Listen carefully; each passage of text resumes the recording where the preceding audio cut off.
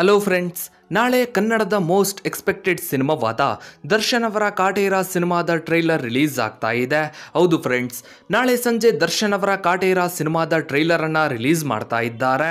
ಇನ್ನು ನಾಳೆ ರಿಲೀಸ್ ಆಗ್ತಾ ಇರುವಂತಹ ಕಾಟೇರ ಸಿನಿಮಾದ ಟ್ರೈಲರ್ ನ ಟೈಮಿಂಗ್ಸ್ ಅನ್ನ ಇನ್ನು ಕಾಟೇರ ಚಿತ್ರತಂಡವು ಅಪ್ಡೇಟ್ ಮಾಡಿಲ್ಲ.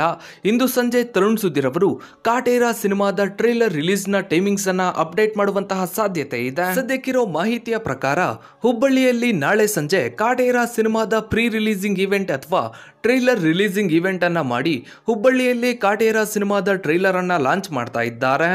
ಇನ್ನು ಕಾಟೇರ ಸಿನಿಮಾದ ನಿರ್ದೇಶಕ ತರುಣ್ ಸುಧೀರ್ ಅವರು ಕಾಟೇರ ಸಿನಿಮಾದ ಟ್ರೈಲರ್ ನಲ್ಲಿ ಅಭಿಮಾನಿಗಳಿಗಾಗಿ ಒಂದು ಸರ್ಪ್ರೈಸ್ ಇದೆ ಅಂತ ಹೇಳಿದ್ದಾರೆ.